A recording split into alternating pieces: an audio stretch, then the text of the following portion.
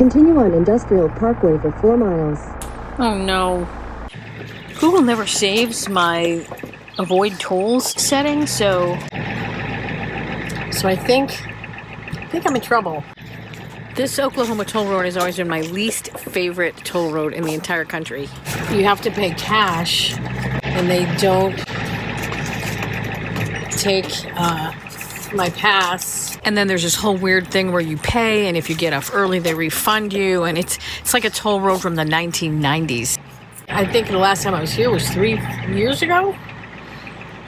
I just imagine things might have progressed since then. So let's see what happens, because I have $3.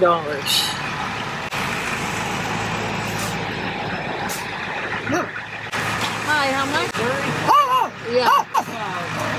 Okay. Are they all cash only? All the. Wow. All right. Thanks. Well, that was good because it's only $1.25, and I had $3. So, woo! Saved that time. Buddy, what you barking at? Maximalist minibus with Mary and Captain and you. Get on the bus. I'm in Miami. No, wait, I'm in Miami, Oklahoma, which is spelled exactly the same as Miami, Florida. Kind of figure out where the saying instead of I thing comes from here.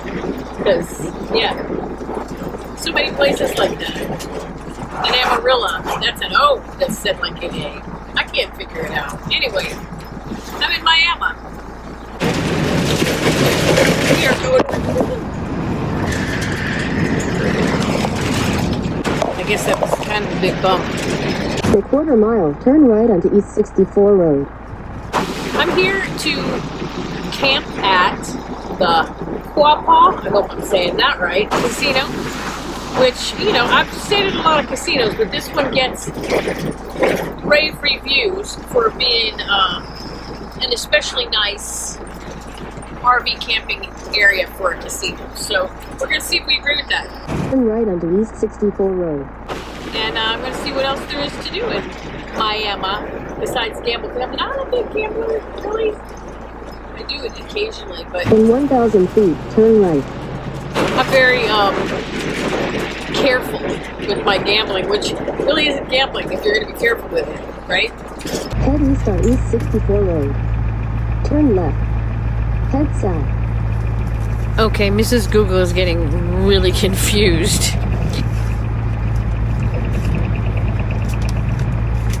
Here's the area set aside for RVs. Looks like there's room for, I don't know, like 8. There's nice concrete pads, gravel in between. Looks like each one has electric hookup, sewer, a trash can. Too close together for my taste, but definitely a notch above what I'm used to from most casinos, at least the ones that have free RV parking. Casino itself kind of looks like a warehouse. It's kind of cute. I mean, it's no frills, right? It says no frills gambling. Maybe I'll gamble. I don't know. Maybe.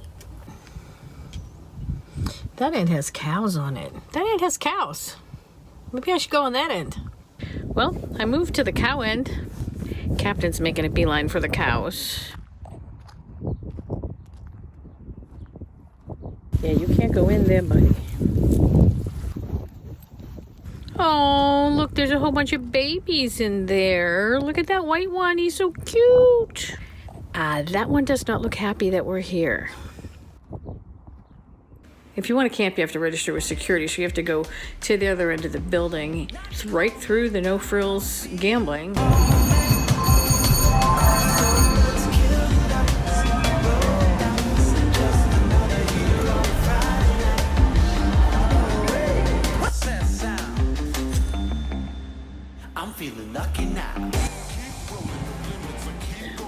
So I just registered and I got schooled by security. It's Ogapa. Q-U-A-P-A-W. It's pronounced Ogapa. And they said that the language doesn't really conform well to English language phonetics, so It's a little tough for a novice to learn. So yeah, I'm definitely a novice. I'm trying to learn how to say all these names, but it's not easy.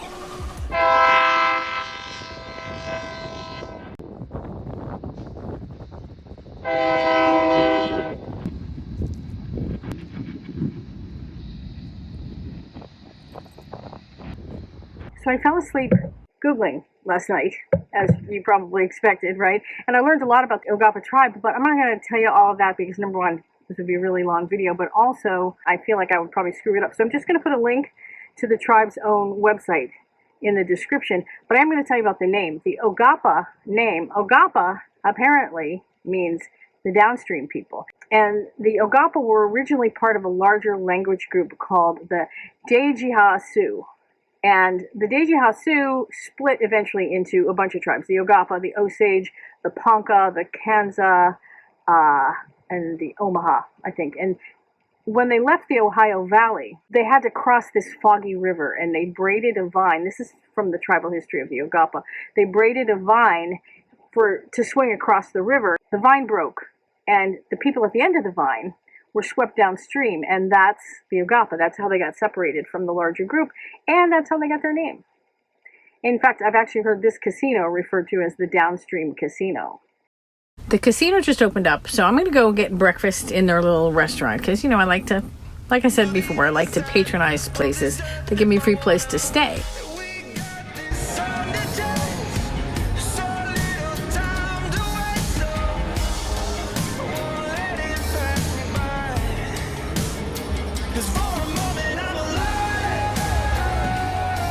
Okay, wow. You probably recognize Norman Reedus from the TV show Walking Dead. I produced a movie called Floating that he starred in, and I haven't really talked to him in years. But this, right now, this isn't really about Norman. See, that game that he's on just kind of reminded me of things about myself that I just don't seem to have anymore. It kind of reminded me of who I was then. You know, you shed things over time. That's what growth is. But sometimes in the process, you lose some things you really wish that you hadn't lost. Have you ever felt just kind of far away from yourself? You know, that's how I felt really when this whole trip started, but I'm rediscovering. And then when I saw Norman just now, it just jogged my memory. And I've been agonizing over where I want to go after I leave here, after I leave the Quapaw Nation. I've been just trying to decide what I want to do, and I think I've decided. I think I've decided on something that I want to do next that's going to give back to me a little piece of myself that I've been missing. And like I said, it really doesn't have anything to do with Norman, but he was the catalyst to make me think about it. So thank you, Norman, for being on a slot machine. And I'm not going to tell you what that thing is that I'm going to do. For that, you're going to have to come back next time. See what I did there?